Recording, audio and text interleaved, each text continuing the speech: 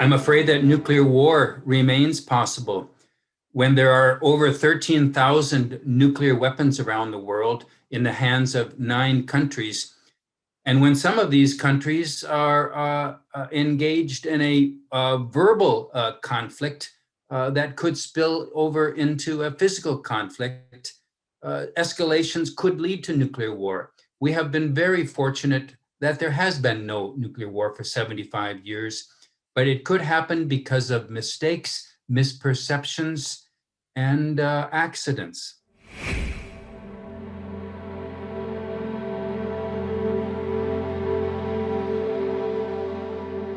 You know, for 75 years, there has been no nuclear war. So people became accustomed to this situation of there being tens of thousands of nuclear weapons, but no war. They began to think that these weapons were not really so dangerous. They forgot about them. But you know, periodically, groups like the Luxembourg Forum remind us all that there are still grave nuclear dangers in the world that we have to be aware of. We must be complacent the way we have been complacent over the last decades.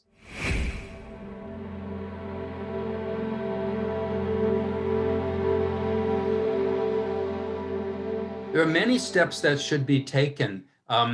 Starting with the goal of eliminating nuclear weapons. Have this as the goal and then take steps in every way that can move us toward that goal. Some of the immediate steps that need to be taken are to remove nuclear weapons from hair trigger alert so that a nuclear war is not launched by accident.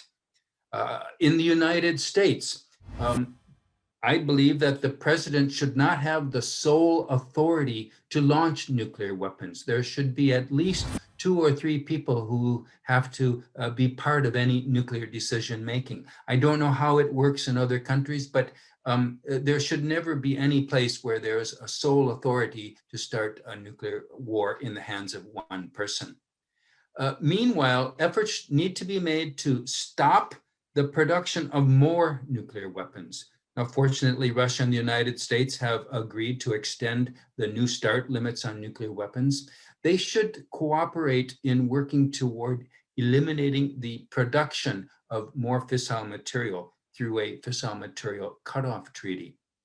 They should make efforts to stop nuclear testing. Now, fortunately, there has been no nuclear testing for 3.5 years since North Korea was the last one, but the Comprehensive Nuclear Test Ban Treaty needs to go into effect. There are several other steps that should be taken, but these are some of the most important ones immediately.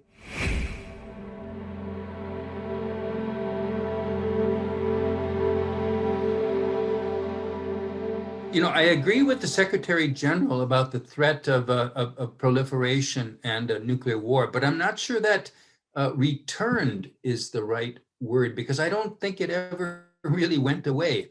You know, many people who look at these issues have been talking about a return of a Cold War for the last decade or more. A British writer wrote a book about the new Cold War in 2008. That was a time when we heard a lot of, if I may say, nuclear saber rattling coming from Moscow. Russia was talking about having new nuclear weapons and talking about the power of them. And then, you know, Donald Trump in the United States also made some cavalier comments about nuclear weapons. So there has been a rhetorical impulse to talk about nuclear weapons, and then on the ground, activity that creates new nuclear weapons. The nuclear powers are modernizing their nuclear forces. Meanwhile, North Korea is increasing its arsenal, as are India and Pakistan, and I guess China as well, while the United States and Russia maintain 6,000 or more nuclear weapons each. So yes, I think there is reason to be concerned.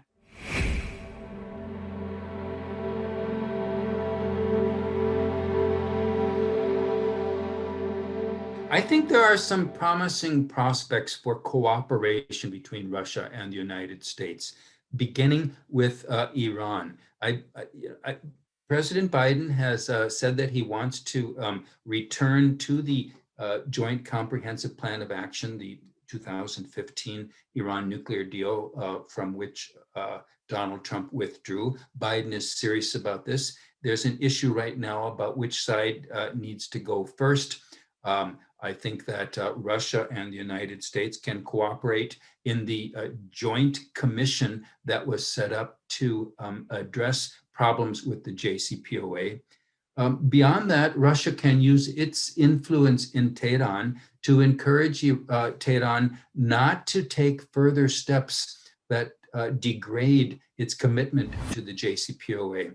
Most recently, Iran has said that as of February 23rd, in about 1 week, it will stop implementing the additional protocol and other safeguards measures beyond the normal level of safeguards.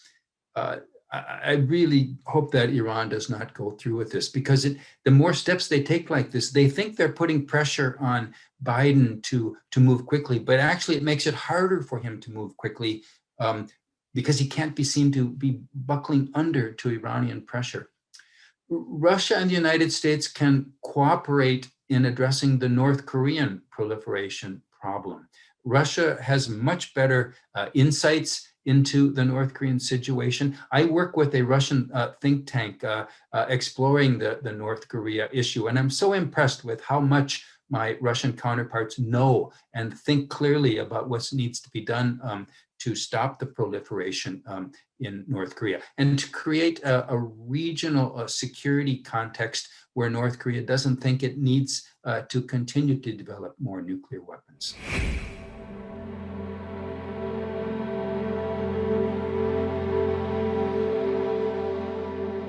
You know, the extension of the New START agreement last month was one of the best steps that United States and Russia could take. And now they have 4 years under President Biden, and then hopefully 4 more, to make further progress. In the United States, there's a lot of interest in furthering reductions. You know, the cap that is now 1,500 or so nuclear weapons can be significantly reduced to 1,000 or lower. Additional weapon systems can be included in the limits. There's a lot of good thinking in United States academic circles and in Russian academic circles of how to move forward. And I hope our leaders you know, are cognizant of these suggestions and move forward with them. You know, this is in the context of difficult relations between Russia and the United States because of issues in Ukraine and elsewhere. You know, interference in U.S. elections and so forth. I'm sorry to mention this, but there is in the United States, there's a lot of concern about actions that potential adversaries are taking. And I think, you know, we have to calm the atmosphere, stop such interference, and then move forward with arms control measures that are in the benefit of both parties.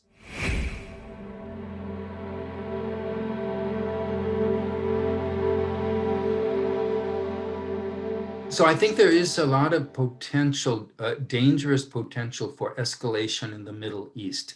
I think there are 2 ways that this escalation could take place. One of them is that conflicts in Syria and then a conflict between Israel and Iran, also that is mostly taking place in Syria, could expand. Iran could try to retaliate by attacking Israeli citizens or Israeli interests elsewhere in the world. They've done this before, and Israel would respond to that. Other countries could be inadvertently drawn into this, and the United States almost got into a military conflict with Iran when Iran was shot down a U.S. drone, when when Iran attacked U.S. bases in Iraq Very fortunately, no US service members were killed, but if they had been, the United States would have retaliated militarily against Iran. So there's this potential for military conflict to erupt and to escalate. The second escalation problem in the Middle East, the potential problem, is the nuclear proliferation potential. If the JCPOA is not restored, Iran is continuing to develop the capabilities to produce nuclear weapons. If it gets too close to being able to produce nuclear weapons, some other countries will decide that they too need to have this capability. Saudi Arabia has made it very clear that if Iran gets nuclear weapons, it will too. Now, how exactly Saudi Arabia would get nuclear weapons is unclear. They can't develop them very quickly. They don't have all of the infrastructure. I don't think they can buy them from the black market intact. But what they could do is buy the services of some Pakistani nuclear scientists and then develop a nuclear program. There's some talk in Turkey about wanting nuclear weapons. President Erdogan himself talked about nuclear weapons as a status for Turkey. I don't think Turkey is going to rush to get nuclear weapons, but the way Erdogan talks about it makes one concerned that that Turkey could do this. If Saudi Arabia did, if Iran did, Turkey doesn't want to be lose its relative balance of power with these other states. So this is a grave concern, the potential for nuclear proliferation in the Middle East.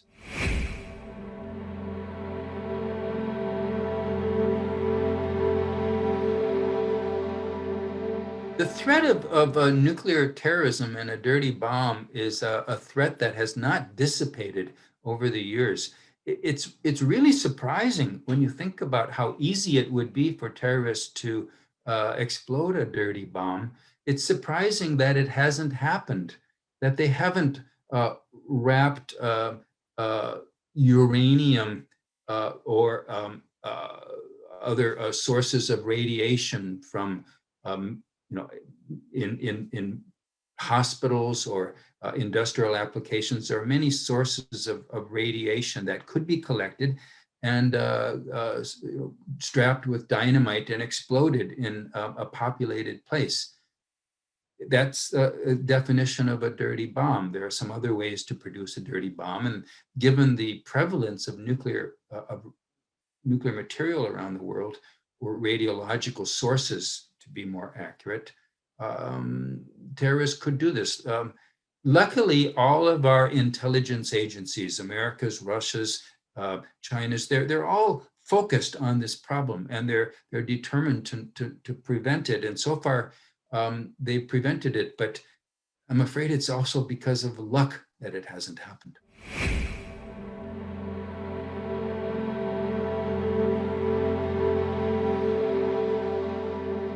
So the Biden administration has been in office for less than a month, and they have not yet announced any new policy toward North Korea.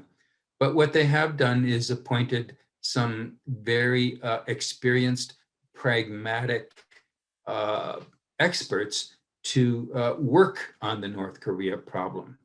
And I know these experts, and I know what they've written, and I think that they will bring a more pragmatic approach to dealing with North Korea. President Trump did a good thing in terms of engaging with Kim Jong-un. I applaud this engagement, but nothing came of it. There were no working level arrangements that put in place practical steps to implement the lofty principles of the June 2018 Singapore summit.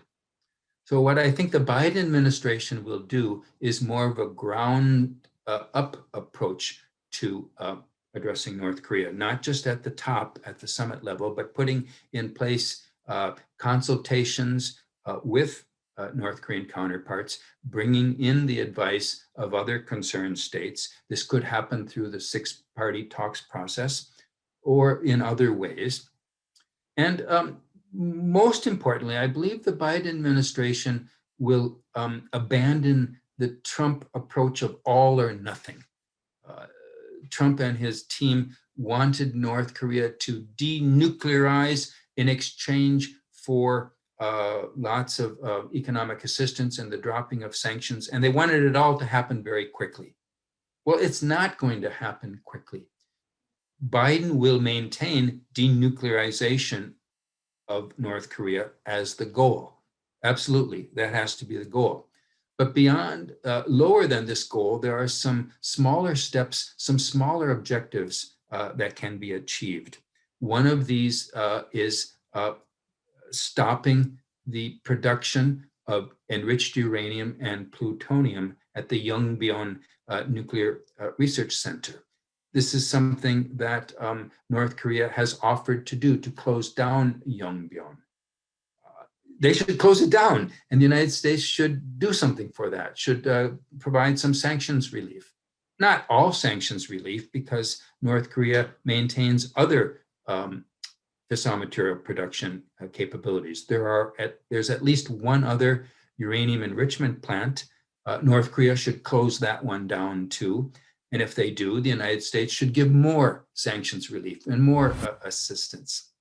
These are some of the still difficult, but I think achievable objectives as the United States and partners work toward the goal of denuclearization. The objective should be no more production of fissile material, transparency in North Korea's nuclear program, no transfer of North Korean weapons or fissile material to other parties, including non-state actors, and no testing of nuclear weapons so that they cannot easily develop more advanced nuclear weapons. Now, fortunately, North Korea has not tested since 2017 for whatever reason. Let's keep this moratorium going. I think the Biden administration will be keen to achieve such an objective and to close down Yongbyon and to move forward in other ways.